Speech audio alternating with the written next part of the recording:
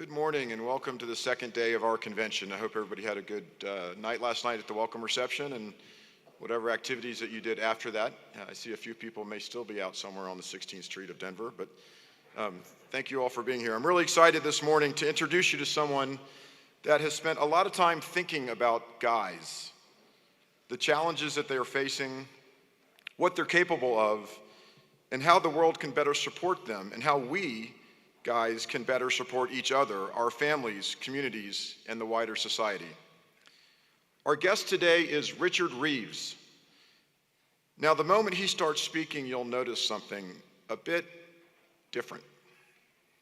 That accent. Yep, he's from across the pond, and he grew up just outside of London, so don't be alarmed if, when he starts speaking, that you feel a little smarter and maybe more sophisticated just listening to him.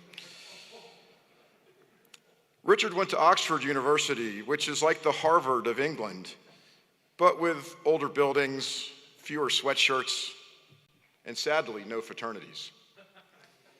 After college, Richard became a national journalist covering economics and culture in the UK in his 20s. The Guardian newspaper sent him to the US for a year to dig up some quirky things about America and Americans. And somewhere in between the monuments and the cheeseburgers, Richard said he fell in love with America. He did go back to the UK, though, and ended up working as the director of strategy for the deputy prime minister. And somewhere in the mix, he also married an American, and they had 3 sons.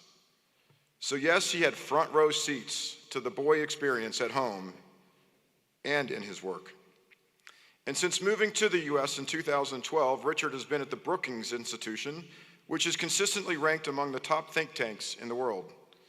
There, he has led the Center on Children and Families, but most recently, he wrote a book that some of you may have heard of Boys and Men: Why the Modern Male is Struggling, Why It Matters, and What to Do About It. It was named Book of the Year by The Economist, The New Yorker, and even President Obama. Not bad company. And in writing this book, it inspired him to launch an entirely new institute focused on understanding and addressing the challenges facing boys and men in today's world. He will tell you more about that himself. So please join me in giving a big warm welcome to Richard Reeves.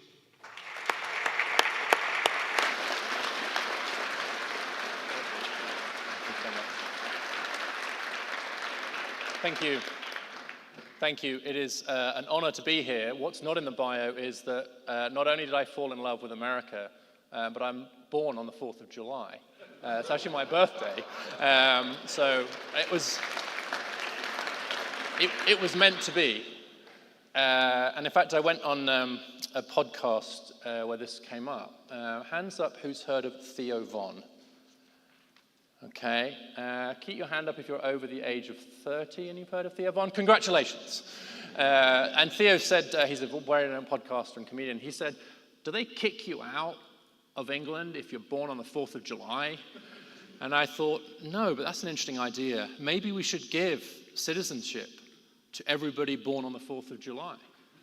But then I thought, that's a terrible idea. Everyone would be trying to time the births, right? Can you imagine, like on July 3rd, what the maternity wards would be like? Keep it in. No, not yet.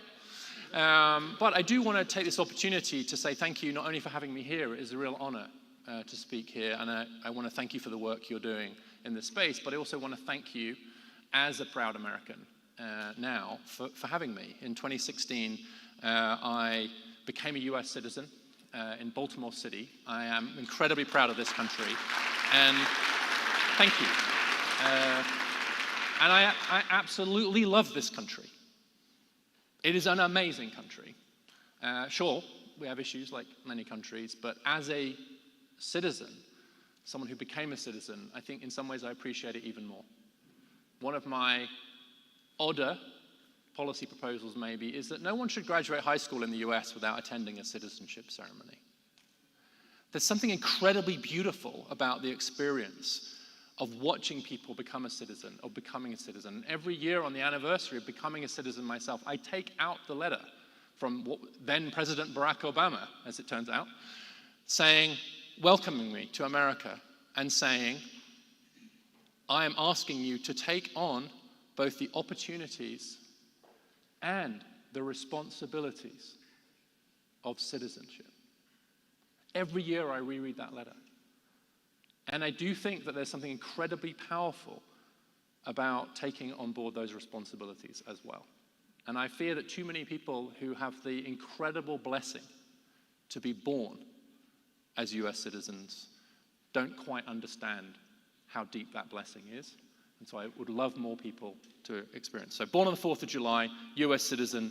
Yes, I sound weird. I also now live in East Tennessee, by the way, so go Vols. My youngest son is a University of Tennessee graduate, just graduated, and so I'm deeply now immersed in the American experience. And I'm going to talk today a little bit about some of the data that's driven the work. And I'm going to take a risk here. I'm told this is called going into the triangle. Am I allowed to do this if I'm not actually a member of the fraternity? Right now? Can I think about it just for a second? So I'm going to go through some charts. I'm going to go through some slides. I'm going to go through some data. But as a former journalist, I learned to not do what we call burying the lead, which is, wait till the end of the story before you say what it is you've really come to say. So I'm going to say that now, and then I'm going to say it again, which is what's happening to a lot of our boys and men in this country, I think, is a lack of brotherhood, a lack of connection, a lack of opportunities for service, purpose, and solidarity. And so I'm going to conclude with the view that actually there is a call here to all of us to be part of the solution to what I think is a really deep challenge. And that means what you do out of this room is every bit as important as what a senator does or a governor does or anybody else. This is something that we have to do, and we have to do it together. So I'm going to conclude with that, which is a call. But I'm going to start, this is the book of Boys and Men. Yes, it was on President Barack's reading list, it got all those honors, but I will tell you that I couldn't find a publisher who was willing to publish it in 2021 because it was seen as so controversial to advocate for boys and men. It was seen as something that would just get me into trouble. And hopefully, most of you in this room will agree that advocating for boys and men is not something that should be controversial. The reason it is because so many people think that advocating for boys and men, noticing their problems, acknowledging them and addressing them, somehow means you must be anti-women or anti the modern world. That in order to turn more attention to boys and men, we have to somehow turn back the clock on women and girls. I don't want that to happen. It's not going to happen. And I think it's incredibly important that the work we do for boys and men is never seen as in opposition.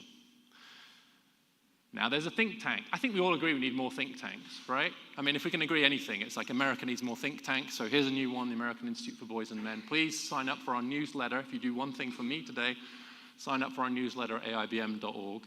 We're a small but growing organization. I'm pleased to say that we are getting more funding, more interest in just putting out the facts, trying to understand what's happening with our boys and men and getting more solutions. And so I think this is a case where actually better research is genuinely required. Here are my three boys. Cameron on the left, George in the middle, Bryce on the right. Cameron's the one that just graduated from Tennessee. George lives in the UK, he's 29, Cam's 23, and then on the right, Bryce. And Bryce is perhaps the one who we worried most about. I think a lot of parents, junior parents say, oh, he's the one we worry about. And of course, you worry about all of them. But Bryce really struggled in the education system. I'm sharing this with his permission, I should say. We had a call from the school at one point, his high school, and said, did you know that Bryce hasn't been in school for the last 3 weeks? And we said, no, we did not know that. Couldn't you have told us earlier? And they said, we've been trying, we've been emailing you both to let you know that his attendance is zero. And so under interrogation, we discovered that Cameron, the one on the left, who is very, very good at technology, had managed to get into our email accounts and forward all the emails from Montgomery County Public Schools so that we would become unaware of his older brother's absences. So in a way, it was brotherly love. Covering up his absences, he just graduated high school, took a while to recover, and then did make it through college. And I'm pleased to say that he is now a teacher in Baltimore City. And it's weird because I said to him, I said, you know when you're a teacher, you have to go. But there's something rather beautiful about that story, which is that he wanted to kind of go back into the education system where he himself had struggled so much. And I think it's an act of service. You don't get badly paid in Baltimore City, it turns out now either, but it's also something that he wanted to kind of give back, and so I couldn't be prouder of him. This is like a mantra for me. C.P. Scott was the founder of the Manchester Guardian, and he said comment is free, which is still the name of the Guardian's commentary pages, but facts are sacred. And if we can disagree, we should disagree positively about lots of this stuff, and I'm sure we will when we get to Q&A. At least I hope we will. But let's get the facts right first. And so I'm going to share some facts with you. And again, just a reminder, this is not a zero-sum game. My wife was trying to raise money for a business. I think it's even in my speaker's contract now that I am obliged to say that only 2% of venture capital money goes to female founders. 2%. So the idea that there isn't still stuff to do for women and girls is just wrong and unhelpful. But it's also true that we have to do much better by our boys and men. And anybody who says we have to choose between the two is not our friend. We can fiercely and unapologetically advocate for boys and men and work on behalf of boys and men without in any way saying that means we need to do less for women and girls. Don't buy it if someone says it's a choice between the two. That would be like saying to someone who has a son and a daughter they have to choose which one they care about. It's not true. Don't fall for it. We don't have to roll back anything on women to help men. So I'm just going to quickly go through some data points on these various areas, and then I'm going to end with this issue of service. So mental health is an issue that's getting a lot of attention. It should, and I'm particularly worried about what's happening to some of our men. I'm going to be sharing some data on suicide rates. Anybody who's experienced the loss of a life to suicide in their family or in their friends will know that this is a very sensitive issue. So I want you to know what's coming. This is the change in suicide rates for women from 1999 to 2022 for these different age groups. So younger women at the top, middle-aged women, or I should stop saying middle-aged. I'm 55 now, so 25 to 54 is young, I guess, just younger men than 55 plus. But the point being that there's been a rise in suicide rates among all these groups of women. So we're quite right to be worried about the mental health of women and girls, and not just because of suicide, because of depression, anxiety. Now I'm going to show you the facts, same basis for men. Same time period, same age groups. The suicide rate is 4 times higher among men at all ages than it is among women. The US loses 40,000 men a year to deaths from suicide. That's as many as women we lose from breast cancer. I'm not saying there's the same kind of public health problem, but this is a public health crisis. And we have a mental health system that is not doing enough to help our boys and men. And we, candidly, as fathers and brothers and friends, are sometimes not doing enough for each other either. So just know that. 4 times higher risk of loss of life for men than women. And it's also changed by age. So I'm showing you here, this is a chart showing you what changed, the suicide rate change for the first decade of this century, so up till 2010. And you can see the youngest to the left of the middle age and the right, those two in the middle are showing you that the really big rise was among middle-aged men up until 2010. That included, of course, the Great Recession, huge economic downturns, very difficult time economically. And so there's this economic story that could potentially explain why so many of these middle-aged, late middle-aged men, their 40s and 50s, were tragically taking their lives. But since 2010, something has changed. This is the data since 2010. The change in the suicide rate since 2010. Look at the left-hand side. It's young men. The suicide rate among men under the age of 30 has risen by almost 1/3, just since 2010. And now, according to some surveys, it's higher than among middle-aged men. So there is something going on here with the mental health of our young men, which we're not paying enough attention to as a society. And I think some of that is about disconnection, some of it's about sense of yourself in the world. And this is data from Equimundo, who do a men's health report. The share of young men who believe that no one will ever fall in love with me, 34%. This is men under 30 now. A third think no one will ever fall in love with me. 53% say no one really knows me. That's half our young men saying no one really knows me. And 69% say no one cares if men are okay.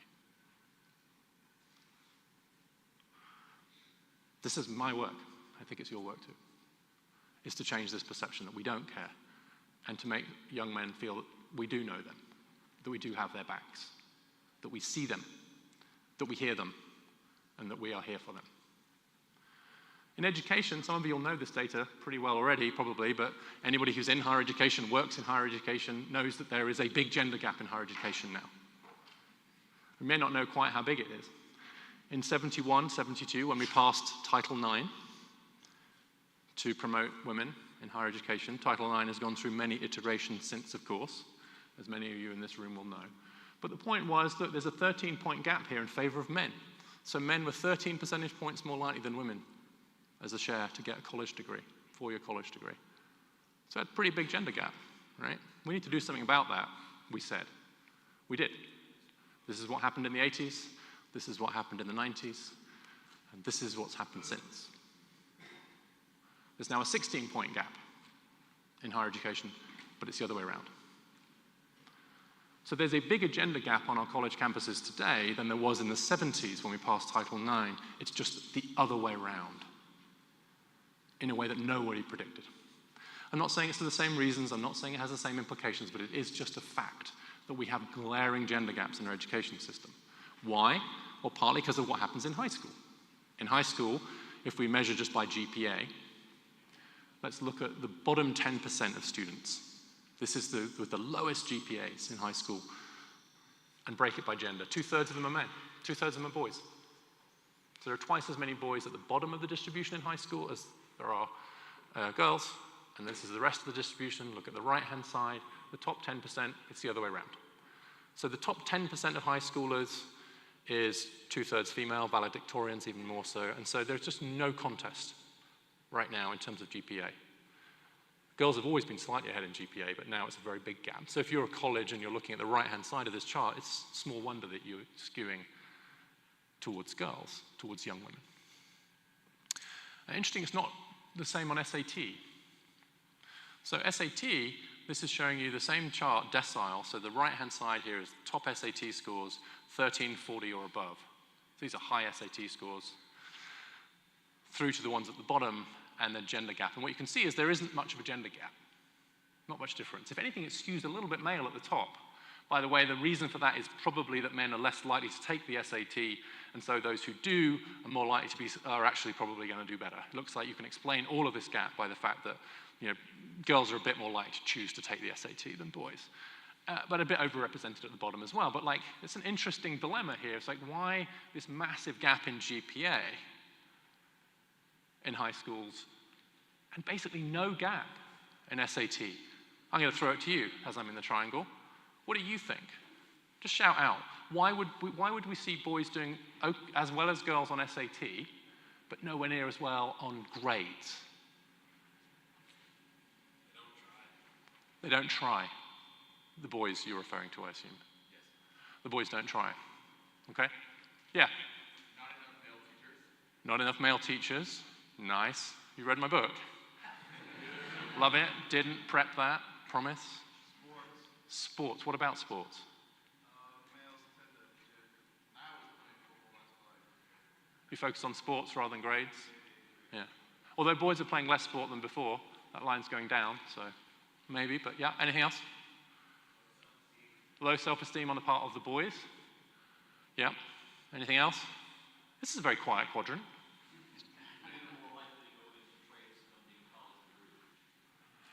So they therefore don't care so much about GPA because they're not trying to get into college in the first place. They think you can go in trades. Yeah, they might be wrong about that, but yeah. Great. Anything else? You measure different things differently. Such as? What do you mean? Standardized test. Someone who's not very intelligent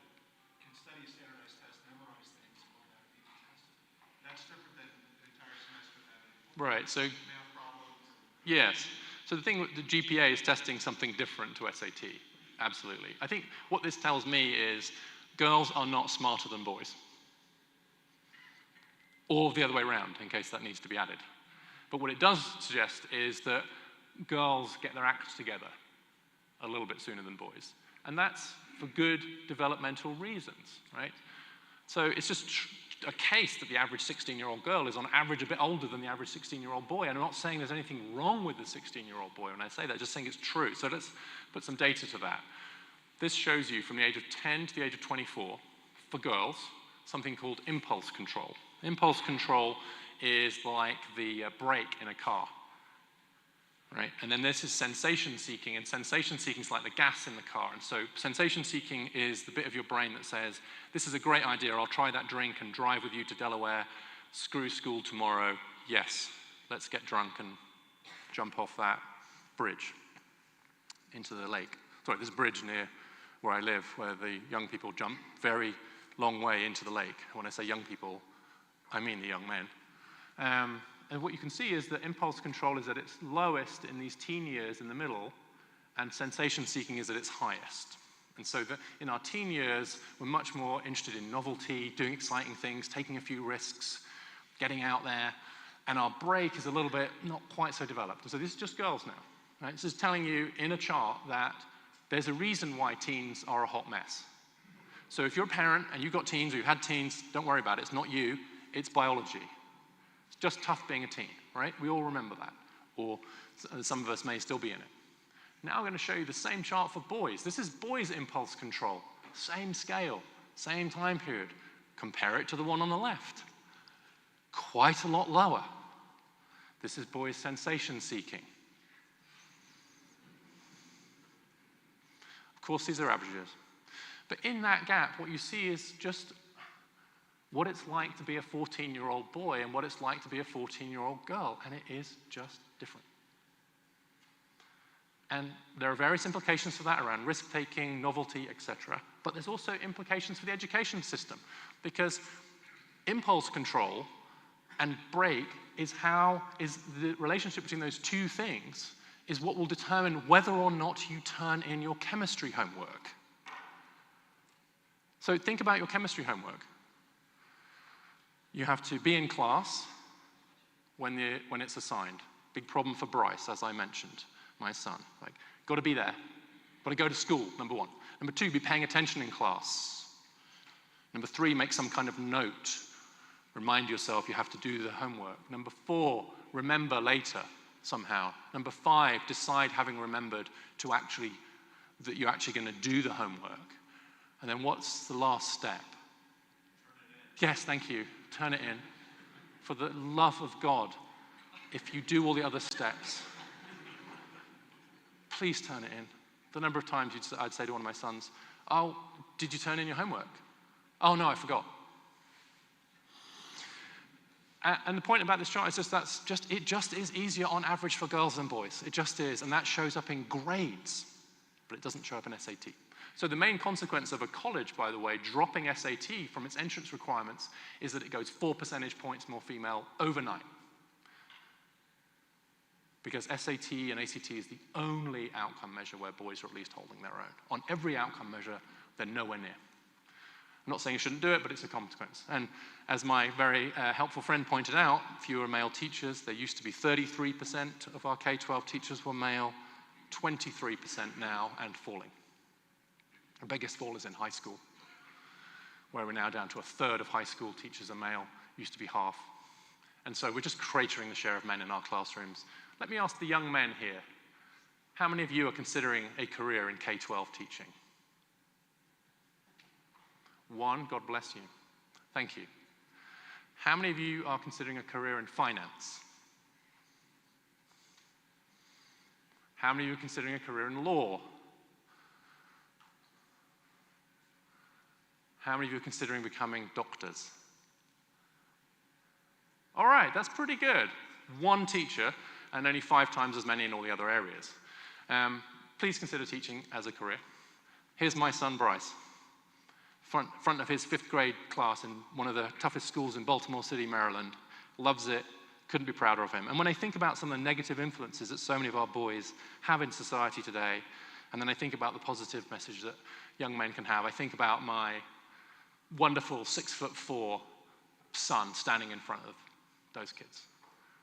Flesh and blood role model for those boys, many of whom don't have a great role model perhaps in their own lives. And so we need more. We need more Bryces.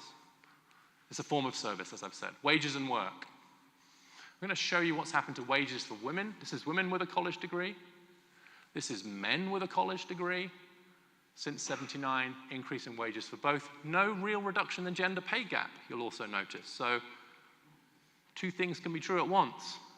We're making progress on many measures, but we haven't really narrowed the gender pay gap for those with a college degree, largely because women take on much more of the responsibilities in the home.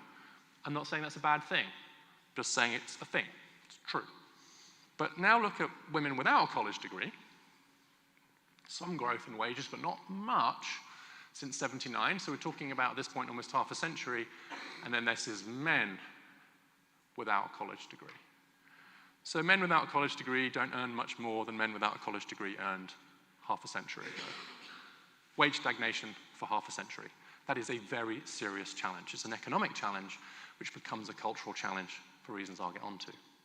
The other thing is, and I've forgotten the name of the psychotherapist already. Sorry, we met just a moment ago. Bart, who's a psychotherapist. Well, back in the 1970s, and I do not know when Bart trained. I don't want to make assumptions about your age, Bart, but probably a few years ago. Quite a few years ago. I'll accept that answer. In the 1970s, most psychologists were male, 68%, and nearly 40% of social workers were male. Key mental health professions with decent male representation. Here's what's happened since. Even sharper drop in the mental health professions than in the education professions. So I call these HEAL professions, health, education, administration, literacy. And so we are emptying out men as a share from our mental health professions, and then wondering why our mental health services don't serve our men enough. This is a profound problem. We have fewer men in mental health, working in mental health, than we do women working in STEM professions. And I am here to say that I think it's great that we're getting more women in STEM professions. Amazing. We have scholarships, we have programs, we have philanthropy, we have government policies to try and promote women in STEM. Amazing. What are we doing about this? Nothing. This is just a bigger problem. We need mental health services that represent us, and we need a teaching profession that represents us. And then the last thing I want to talk about family and fatherhood, and then I'm going to come on to solutions, including you. This shows you, well, let me set this up first. One of the things that people worry about, including my very good friend and colleague Scott Galloway, he's on our advisory council, worry about is that as more men get college degrees, as you saw earlier, as more women get college degrees compared to men, that will affect marriage rates. Because women with a college degree won't want to marry men without a college degree. They won't, quote, marry down. Very interesting question. Turns out that's completely untrue. The marriage rates among college-educated Americans haven't declined at all. As this chart shows you, this is based on the birth year of women. This is the marriage rate for women born in these different cohorts. For college-educated women in green, and then women without four-year college degree, and then women without a four-year college degree in orange. As you can see, there didn't used to be any class gap at all in marriage. Now there's a massive class gap in marriage. And so it is simply untrue that we've seen a decline in marriage rates among college-educated women, except for this bump here. College-educated women are about as likely to marry as their mothers were. All the decline has been among those with less education. We have a huge and growing class gap in American society, not least in terms of marriage, and then that affects how many kids are born outside marriage. So this is college-educated mothers. In 1990, and this is Melissa Carney's work, 2019, the share of children born outside marriage to college-educated mothers has gone from 5% to 11%. So it's doubled. But it's still only 1 in 10. 90% of the kids born to college-educated mothers are born inside marriage. Now let's look at the other education groups without college degrees. For the non-college educated, It is now the norm for kids to be born outside marriage, not inside marriage. That has profound implications for how we think about fatherhood, family, and the role of men. This is a huge issue. I said I live in East Tennessee, Butler, Tennessee. The male labor force participation rate is 45% where I live.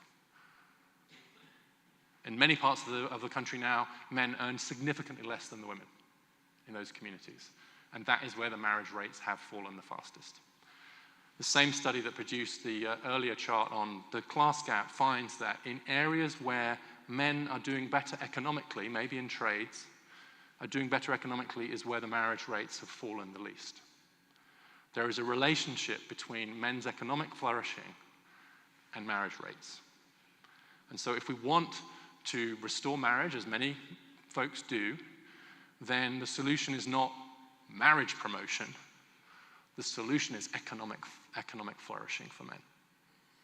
If men are doing well economically, women will marry them, as these charts show. Now, the trouble with all this was all a bit of a bummer, right? And there are some good news stories here too. But I don't want this to feel like the secular equivalent of the Book of Lamentations. You know how a lot of social scientists, we get our kicks from just chart after chart after chart of how horrible everything is. And then you say, what should we do about it? And they say, I don't know. I just wrote the book. Well, I don't want to be that guy.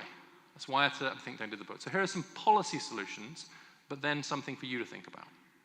I think boys should start school later. I'm very angry with DC public schools for just making this illegal, following Chicago and New York. Given that boys develop later, I think that an extra year of pre-K, more time to develop, would help with some of those education gaps. At the very least, parents should have that choice. It's very common in private schools. I think it is a great shame that public schools are actually making it harder and harder for parents to choose, in consultation with teachers, when is it best for my son to start school, or indeed my daughter, but especially the boys who are so far behind at 5 and even further behind at 15. I think this has become clear that we need more vocational training, more apprenticeships, more CTE, more hands-on learning. Turns out that that's really good for boys and men. All the evidence suggests that abstract learning doesn't do quite as well for boys. The evidence is that male students, and maybe some of the men in the room will resonate with this, I know I did, boys and young men aren't as good at learning stuff that they don't know the point of. They need to know why I should care about this before I'll care about the what. Girls and young women are a little bit better at doing apparently pointless abstract work.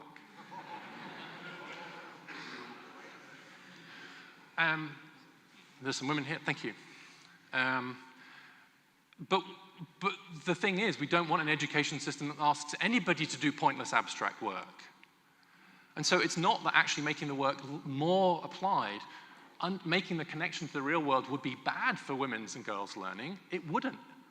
They would also benefit from that. It's just that boys and men would really benefit from it. Right now, honestly, I think what's happening is that girls are just very often better at surviving our education system than boys are. And so a better education system all the way from K through college won't be bad for women and girls. It'll be good for them too, but it'll be especially good for boys and men. And part of that is technical high schools, CTE, etc. More apprenticeships. I'm very hopeful about this with the new administration, actually. And I've written about this as good signs, I think, that we will actually invest in apprenticeships. More male teachers. I just had an exchange with Jessica Gross, New York Times, who just criticized my views on this. You're welcome to read her piece and then my response. Her piece in the Times, mine's on my Substack, where she questions the need for more male teachers. But I have come to believe that it's incredibly important we get more male teachers, not just because I think it'll be good for academic outcomes. Well, there's some evidence for that. The evidence, candidly, is mixed. Just because of role models, mentors, coaches, etc. We often lament the lack of male role models in boys' lives. Well, what could we do about that? Well, one thing we could do is have more people like my son standing in front of them most days of the week. Kids believe their eyes, not their ears. The other thing is that about 1/3 of male teachers are also coaches. 4 times as many as the female teachers are coaches. So when you get male teachers, you get male coaches. And it may be one of the reasons why we've seen a decline in boys' participation in sport in high school. Fewer male teachers means fewer male coaches. It also means fewer male mentors. Every college campus should have a men's resource center. Most of them have a women's resource center. Obviously, this is a delicate time to be making this argument. But I think that rather than getting rid of the women's resource centers, we should be adding men's resource centers. There should be places on campus where men can go. Obviously, you're doing that. But it should be part of the institutional DNA. Men are less likely to come to college, they're less likely to stay in college, they're less likely to feel they belong in college, and they're less likely to finish college than women. And so if that isn't an argument for men's resource centers, I don't know what is. And scholarships to get more men into these heel jobs, health, education, etc. And equal paid leave for fathers. One of the things we're working on right now is that dads need time off for the kids as well. Maybe not at the same time. It varies by family. But the idea that paid leave is something only for mums is sexist and outdated and anti-father. And so we've got to do better by our dads, and that's the subject probably of my next book. And service. I don't think this is, in the end, primarily an economic problem or an educational problem. It's a cultural problem. I just signed up to be a big for Big Sisters, Big Brothers in Tennessee, where I live. The waiting list for boys is 12 months. The waiting list for girls is 2 to 3 months because they don't have enough male volunteers. 70% of the people on Big Brothers, Big Sisters waiting list are boys because they don't have enough men putting their hands up to be bigs. We have a decline in male volunteering in many of these areas. And so I think that the call here is for men to be of service to each other, to our society, and to the boys in their lives. There's a gap. That does mean you and me.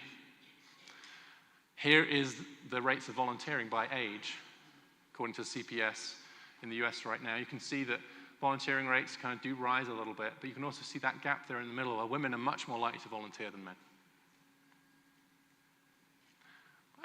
How about we close that gap, guys? Right?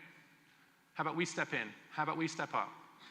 Be a big, be a scout leader, work with your fraternity brothers, think about how we can be of service to each other.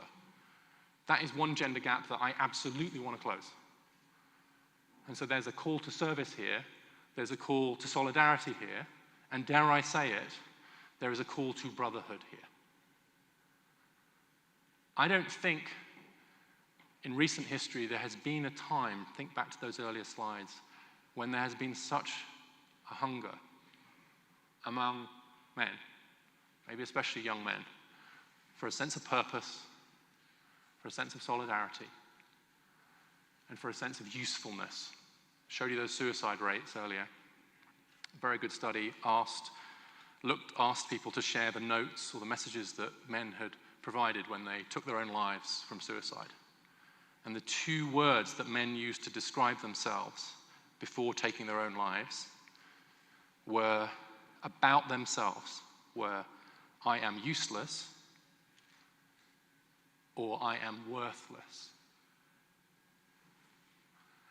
If we can't find a way to make everybody in our society, including men, young men, feel useful and of precious worth, we're going to keep losing too many. Not just, most tragically, suicide, but to depression, to disconnection, to isolation, to online addiction. If we don't want to lose our men, we have to bring them in. And that is not going to happen as a result of some government policy. That's going to happen in the thick of everyday life. It's going to happen because of what I do. And it's going to happen because of what you do. And it's going to happen because of what this fraternity chooses to do from this point onwards. If I'm right, and I think some of you at least would agree with me, that the idea of brotherhood remains an incredibly precious social resource, maybe one of the most precious renewable resources we have. If we need more brotherhood, if we need more fraternity, if that's right, if you can't do it, then who the hell can? if you can't own and express and lean into and demonstrate the profound social and cultural value of brotherhood, not just on college campuses, more generally, if you can't do that, I don't know who can. And so my call is, sure, support this work, sure, follow me on Substack, sure, follow AIBM's work. If there happen to be any billionaires in the room, funding would be great. But more, it's just, let's get shoulder to shoulder. Let's stop just acknowledging that there are challenges with our boys and men. Roll our sleeves up and do something about it in brotherhood and solidarity. Thank you for your attention.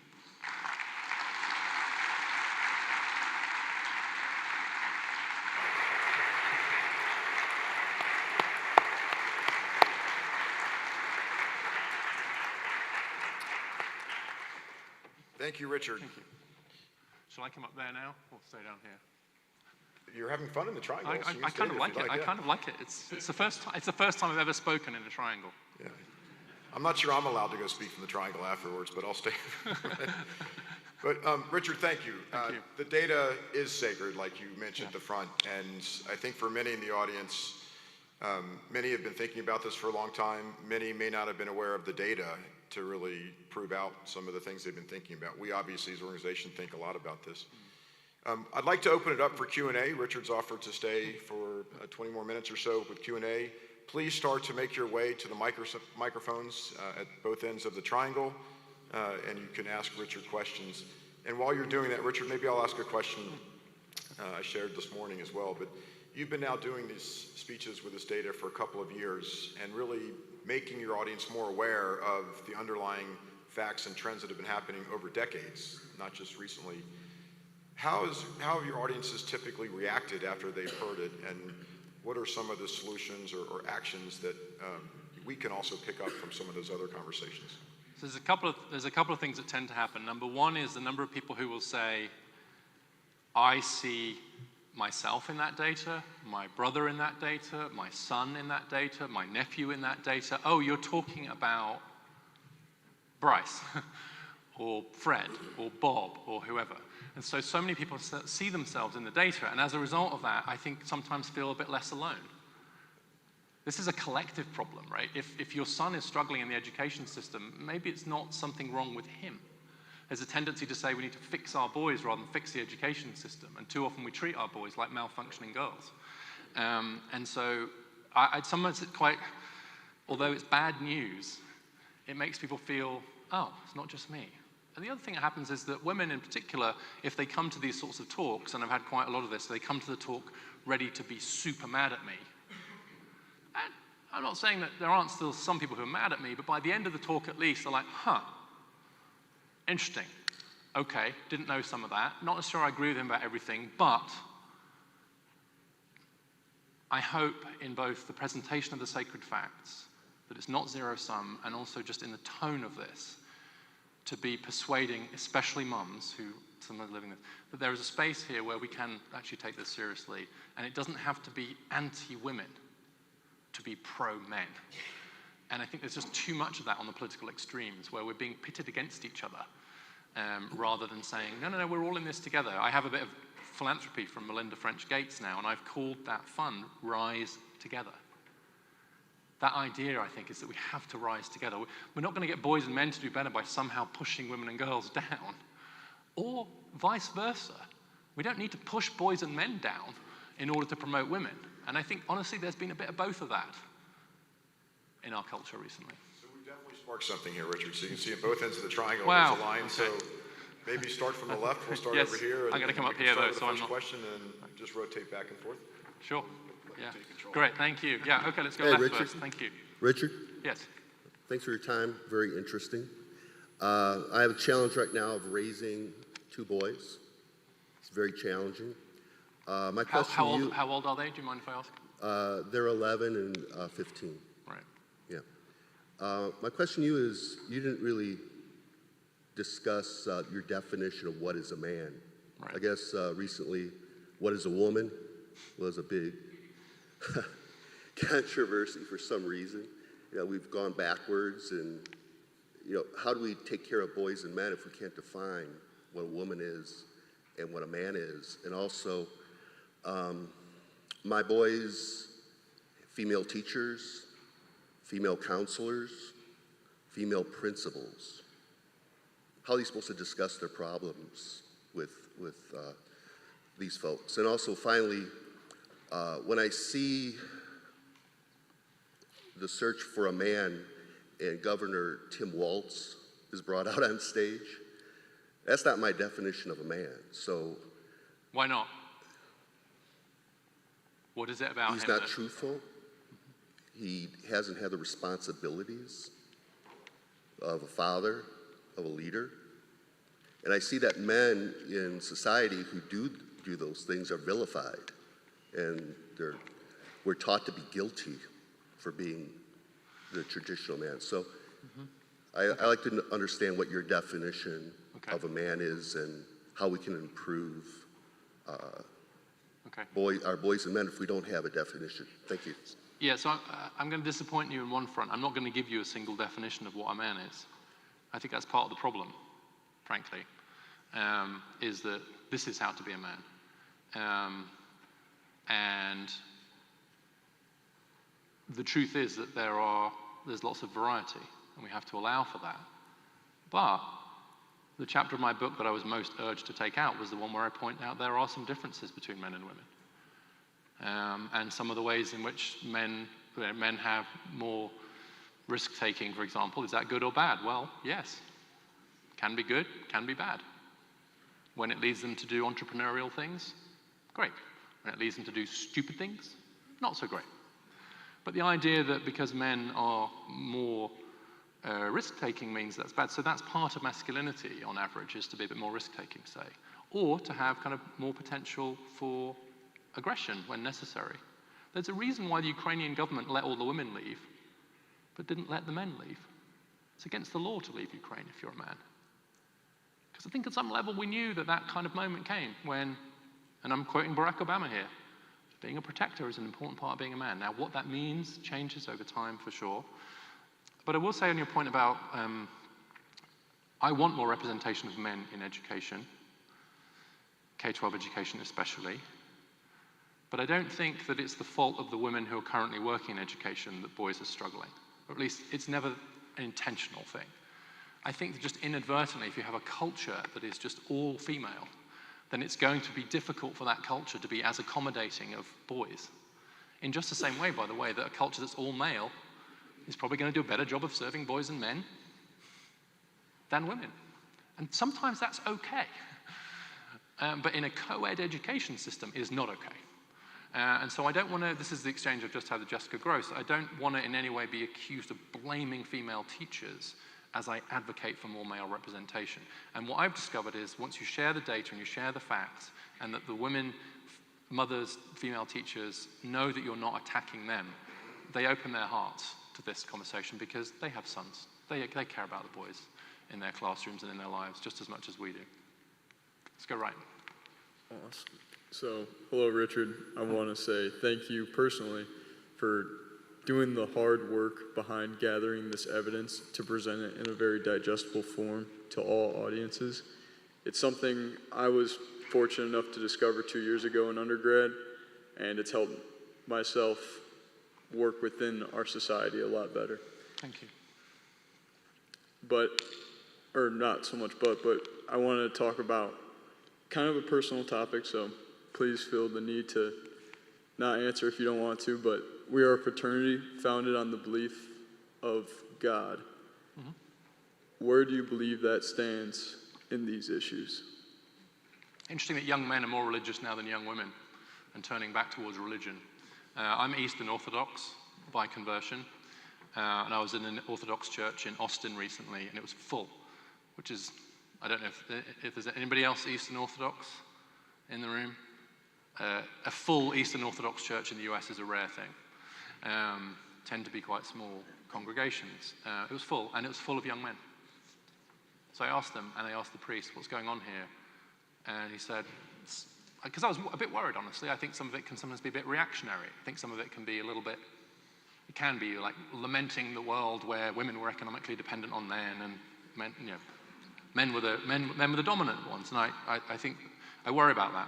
He said no, and I talked to the men. He confirmed it. Young men are looking for purpose, structure, and moral formation.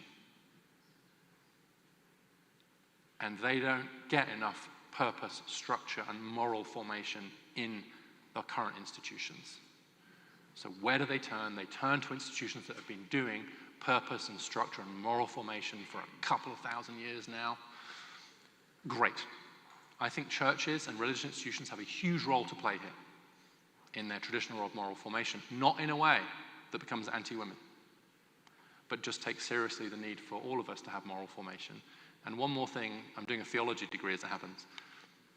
Honestly, my work around all of this stuff is, and I still have enough of a Brookings mindset to be embarrassed when I say this. We're made in the image of God. Every single one of us has a divine spark.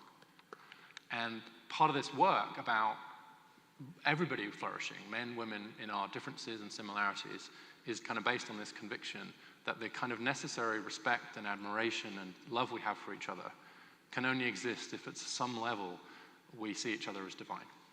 And we see the divine spark in absolutely everybody. So I wouldn't typically say that, but that is a through line of all of my work. Thank you for the question. God bless you, Richard.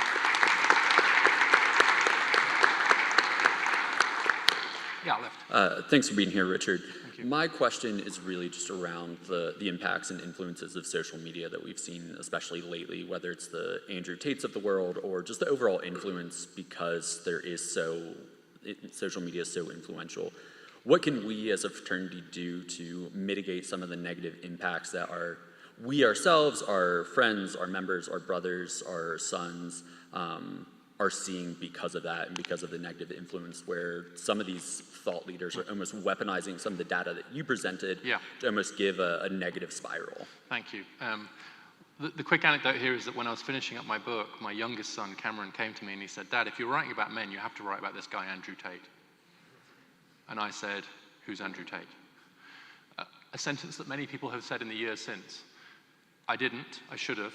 I missed it. I've been catching up since. So Andrew Tate is a very influential online influencer. Some of his work is, I think, straightforwardly misogynist, in the sense of I think it's genuinely women-hating, and quite a lot of it isn't. So my advice on this is we should engage with this stuff with curiosity rather than contempt. I watch some Andrew Tate videos with my own sons and their girlfriends. We discuss them. What do you agree with? What do you disagree with? Do you like that? Do you not like this? What's happening now is that too many parents are like slamming their laptops in a panic, as if they've caught them kind of looking at horrible pornography or something, because it's an Andrew Tate video. So we have to be open. We have to be very careful not to dismiss the question. But the deep answer is people like Andrew Tate and others who are on a huge spectrum, I don't want to lump all these people together, are answering a question which is very similar to the question that I dodged earlier, which is, what does it mean to be a man today? And there is a hunger among a lot of men for a simple answer to that question. And someone who's demonstrating and telling them, here's the script, here's what you have to do this, do this, do this. Because they have honestly been raised and educated to have a long list of ways not to be a man. Don't be toxic, don't mansplain, don't do this. We have had a long list of don'ts for our young men and boys. We haven't had very many do's. And what Tate and others come along and say, be like this. If we don't like that script, we need another one. And I think we beat them in real life. I don't think we beat them online. Sure, I'll go on a lot of these podcasts. I'll talk to almost anybody. But the best antidote, I think about, again, some of these young men in classrooms, fifth graders are probably a bit too young, but as I think about the online influences among these young men, I think about the men in their lives. They're the antidote. The best antidote to a dangerous or unserious online figure is an honest-to-God, flesh and blood, real-life figure in the lives of those boys and men. That's why I'm obsessed with mentoring. That's why I'm obsessed with service. It's like, that's how we beat them. We beat them in real life, not online. And so that's where all of this work around service and mentoring comes in. But we have to be very careful not to react with too much contempt. Thank you for the question. No, on the right. Yeah.